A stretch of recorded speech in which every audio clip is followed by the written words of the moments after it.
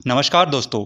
24 अगस्त 2024 को हुई केंद्र सरकार की कैबिनेट बैठक में केंद्र सरकार ने यूपीएस यानी कि यूनिफाइड पेंशन स्कीम लागू करने का फैसला ले लिया है। यूपीएस योजना के तहत केंद्र सरकार में कार्यरत लगभग 23 लाख कर्मचारियों को इस पेंशन स्कीम से फायदा मिल जाएगा। आज के इस वीडियो में हम यूपीएस यानी कि यूनिफाइड पेंशन स्कीम के बारे में डिटेल इन्फॉर्मेशन लेते हैं। साथ ही यूपीएस के बारे में पढ़ने वाले कुछ क्वेश्चन के आंसर भी हम लेते हैं और साथ ही एक कर्मचारी के वेतन का एग्जाम्पल लेकर हम यूपीएस में यानी कि यूनिफाइड पेंशन स्कीम में कर्मचारी को कितना पेंशन आता है उसका पेंशन कैलकुलेशन करके देखते हैं। तो चलिए दोस्तों वीडियो को स्टार्ट करते हैं। दोस्तों, 1 जनवरी 2004 के बाद केंद्र सरकार में कार्यरत कर्मचारियों को एनपीएस नेशनल पेंशन स्कीम लागू की गई थी। वह आज तक चल रही है। 1 जनवरी 2004 से पहले केंद्र शासन में कार्यरत कर्मचारी को ओपीएस यानी कि ओल्ड पेंशन स्कीम लागू थी। अब यह यूपीएस यानी कि यूनिफाइड पेंशन स्कीम को कैबिनेट ने जो मंजूरी दी है, यह योजना 1 अप्रैल 2025 के बाद कर्मचारियों को लागू हो जाएगी। तो अब हम यूपीएस के बारे में डिटेल में इंफॉर्मेशन लेते हैं। केंद्र सरकार ने केंद्रीय 23 लाख कर्मचारियों के लिए यूनिफाइड पेंशन स्कीम यूपीएस लागू करने का फैसला किया है, जो मौजूदा एनपीएस के साथ ही लागू रहेगा। यूपीएस के तहत कर्मचारियों को 25 साल काम करने पर पूरी पेंशन मिलेगी। इसका फॉर्मूला यह है कि अगर कोई कर्मचारी 25 साल तक सेवा देता है तो उसके अंतिम कार्यवर्ष के 12 महीनों के औसत मूल वेतन की 50% राशि बतौर पेंशन दी जाएगी। यह 50% की राशि गारंटेड के तौर पर बतौर पेंशन दी जाएगी। अगर किसी कर्मचारी का सेवा काल 25 वर्ष से कम है लेकिन 10 वर्ष से अधिक है तो उस कर्मचारी को पेंशन की राशि समानुपातिक आवंटन के आधार पर यानी कि प्रोपोर्शनेट के आधार पर दी जाएगी।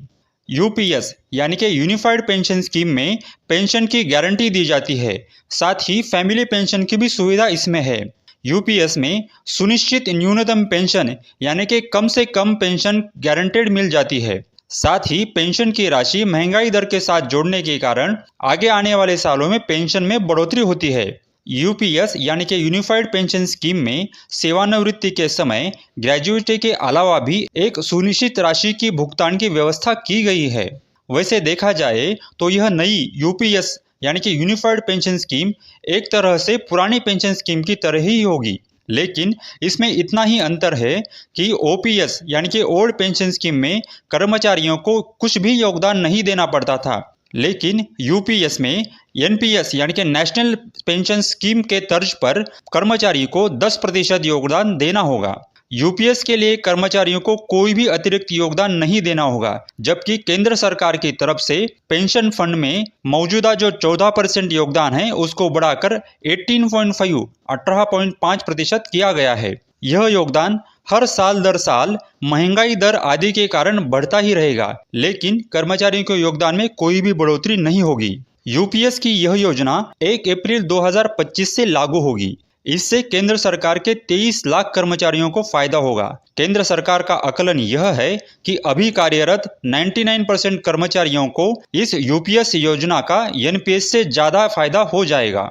अगर कोई कर्मचारी 2004 के बाद एनपीएस के तहत आता हो और वह कर्मचारी एनपीएस पेंशन सुविधा के साथ ही सेवानिवृत्त हो गया हो तो उस कर्मचारी को भी यूपीएस स्कीम स्वीकारने का विकल्प इस योजना में दिया गया है। एनपीएस योजना में आने वाला कर्मचारियों का 10% कंट्रीब्यूशन यूपीएस योजना में भी कायम किया गया है। कर्मचारियों से कोई भी अतिरिक्त कंट्रीब्यूशन इस योजना में नहीं लिया गया है।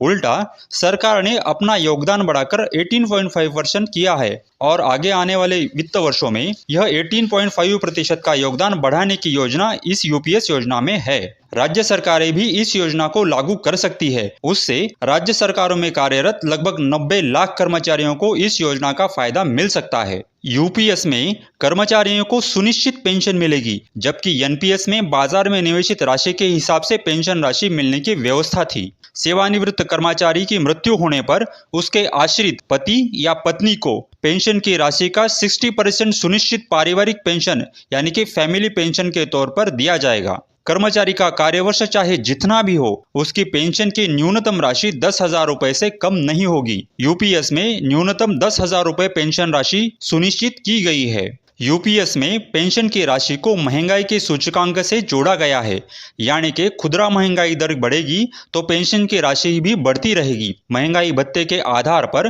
पेंशन, फैमिली पेंशन और मिनिमम पेंशन तीनों का निर्धारण होगा। किसी भी कर्मचारी को सेवा में संपन्न हर 6 माह के लिए मूल वेतन की 10% राशि एकमुश्त मिलेगी, जो कि ग्रेजुइटी के अलावा होगी। मोटे मोटे तौर पर कहा जाए तो 30 वर्ष सेवा करने वाले कर्मचारी को सेवा के हर एक 6 माह का वेतन अलग से सेवानिवृत्ति होने पर मिलेगा। यह वेतन ग्रेजुइटी के अलावा एक्स्ट्रा होगा। अब हम यूपीएस के कुछ महत्वपूर्ण बिंदु देखते हैं। यूपीएस में न्यूनतम 10,000 रुपये पेंशन मिलेगी।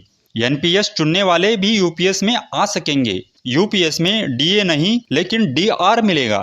यूपीएस की नई पेंशन स्कीम किस तरह से फायदेमंद होगी? तो मूल वेतन की 50% राशि पेंशन के रूप पर मिलेगी। सरकार ने इसकी गारंटी दे दी है। यूपीएस में पेंशन का फॉर्मूला कैसा होगा? कर्मचारी जिस दिन रिटायर होंगे उससे पहले के 12 महीनों में कर्मचारी की बेसिक सैलरी का औसत निकाला जाएगा। उस बेसिक सैलरी की 50% राशि पेंशन के रूप में मिलती रहेगी। यूपीएस में फैमिली पेंशन की सुविधा क्या है? कर्मचारी की मौत पर फैमिली पेंशन मिलेगी। जीवन साथी को बेसिक सैलरी की 60% पेंशन मिलेगी। पेंशन की गणना मृत्यु के वक्त आखिरी महीने की बेसिक सैलरी से होगी। क्या यूपीएस योजना रेट्रोस्पेक्टिव लागू होगी, यानी कि पिछली तारीख से लागू होगी क्या? यूपीएस का फायदा वे भी ले सकेंगे जो 2004 साल के बाद एनपीएस के तहत रिटायर हुए हैं। उसका एरियर सरकार बैच के साथ देगी। बैच पीपीएफ के बराबर दर से मिलेगा। एनपीएस वाले यूपीएस चुन सकते हैं क्या? जी हाँ, जरूर। एनपीएस पेंशन योजना के तहत आने वाले सभी लोग यूपीएस योजना को चुन सकते हैं। यूपीएस के और क्या क्या फायदे हैं? यूपीएस की स्कीम में महंगाई सूचकांक को भी शामिल किया गया है। जिस हिसाब से महंगाई बढ़ेगी, महंगाई राहत यानी कि डीआर भी बढ़ती रहेगी, जिससे पेंशन की रकम भी बढ़ती रहेगी। यूपीएस स्कीम का एकमुश्त लाभ क्या है? ग्रेजुइटी के अलावा भी रिटायरमेंट की तारीख को जो मिलने वाला पेमेंट है, यानी कि वेतन प्लस डीए, उसका 10% हिस्सा नौकरी के हर 6 माह के लिए मिलेगा। यह पेंशन के और ग्रेजुइटी के अलावा मिलेगा। क्या राज्य सरकारें इसे लागू कर सकती है या करेगी? केंद्र सरकार ने कहा है कि अगर राज्य सरकारें चाहे तो अपने कर्मचारियों के लिए यूपीएस लागू कर सकती है। यूपीएस यानी कि यूनिफाइड पेंशन स्कीम लागू होने के बाद माननीय पंतप्रधान श्री नरेंद्र मोदी जी कहते हैं कि देश की प्रगति के लिए कठिन परिश्रम करने वाले सभी सरकारी कर्मचारियों पर हमें गर्व है। यूनिफाइड पेंशन स्कीम इन कर्मचारियों की गरिमा और आर्थिक सुरक्षा को सुनिश्चित करने वाली है। यह कदम उनके कल्याण और सुरक्षित भविष्य के लिए हमारी सरकार की प्रतिबद्धता को दर्शाता है। तो दोस्तों, अब हम एक एग्जाम्पल लेकर यूपीएस और ओपीएस यानी कि यूनिफाइड पेंशन स्कीम और ओल्ड पेंशन स्कीम में कर्मचारी को कितना पेंशन मिलता है उसके फर्क को जानते हैं, देखते हैं।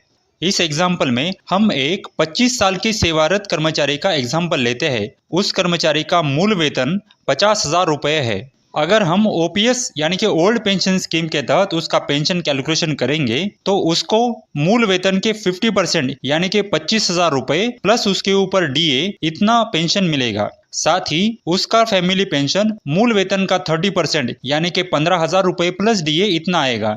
उस कर्मचारी को ओपीएस के तहत न्यूनतम पेंशन 9,000 रुपये प्लस डीए मिल जाएगा। अगर हम यूपीएस यानी कि यूनिफाइड पेंशन स्कीम के अंतर्गत उस कर्मचारी को कितना पेंशन आता है वह देखते हैं तो उस कर्मचारी को मूल वेतन का 50% यानी कि 25,000 रुपये प्लस उसके ऊपर उस पर डीआर यानी कि देखा जाए तो यूपीएस और ओपीएस में उस कर्मचारी के पेंशन पर ज्यादा फर्क नहीं पड़ता है।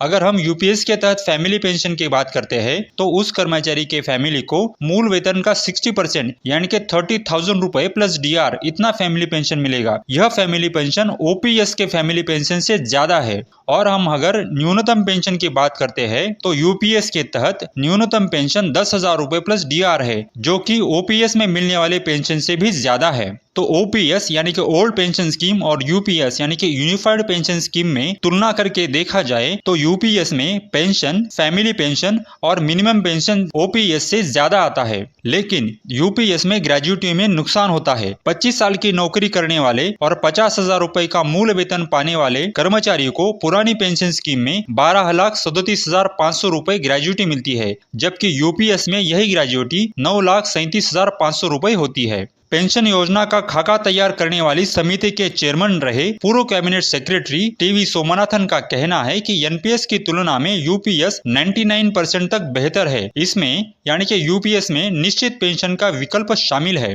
दोस्तों, आपको अगर ओपीएस यानी कि ओल्ड पेंशन स्कीम, एनपीएस यानी कि नेशनल पेंशन स्कीम और यूपीएस यानी कि यूनिफाइड पेंशन स्कीम में क्या क्या फर्क है यह देखना है तो यहाँ पर आने वाली वीडियो को अवश्य देखें। तो दोस्तों, आपको वीडियो में दी जानकारी अगर पसंद आई हो तो वीडियो को लाइक करें और अपने दोस्तों के साथ शेयर करें और साथ ही अपने चैनल को सब्सक्राइब भी करें। धन्यवाद।